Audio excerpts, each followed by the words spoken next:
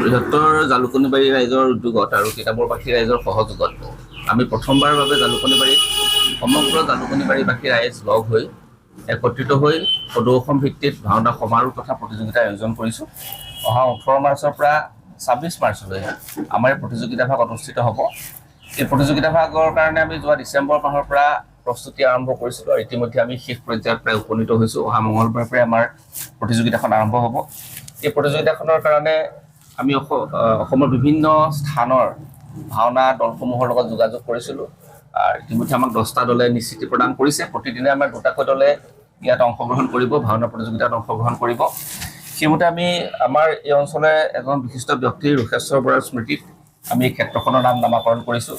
তাৰোপৰি এজন বিশিষ্ট ব্যক্তি গোবিন্দ বৰাৰ স্মৃতিত আমি আমাৰ মঞ্চভাগৰ উৎসৰ্গা কৰিছোঁ, তেখেতসকলক মঞ্চ উৎসৰ্গা কৰিছোঁ। আৰু গোটেই অনুষ্ঠানটো অনুষ্ঠিত কৰিবৰ কাৰণে আমি প্ৰায় 12 লাখমান টকাৰ এটা বাজেট প্ৰস্তুত কৰিছিলোঁ। এই 12 লাখ টকা বাজেটৰ বাবে আমি আমাৰ অঞ্চলটোৰ প্ৰায় 1.5 কিলোমিটাৰ যি স্থানত আমি ভাওনা ভাগ অনুষ্ঠিত কৰিছোঁ তাৰ পৰা প্ৰায় 1.5 কিলোমিটাৰ ৰেডিয়াছৰ প্ৰায় প্ৰতি ঘৰ মানুহলৈ, প্ৰতি ঘৰ ব্যক্তিৰ চোতাললৈ গৈছোঁ।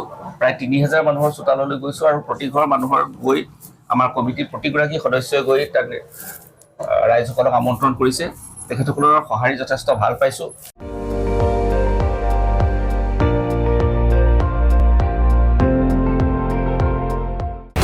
আপুনি চাই আছে ND24, সৰ্বশ্ৰেষ্ঠ নহয় সৰ্বোত্তমৰ দৌৰ।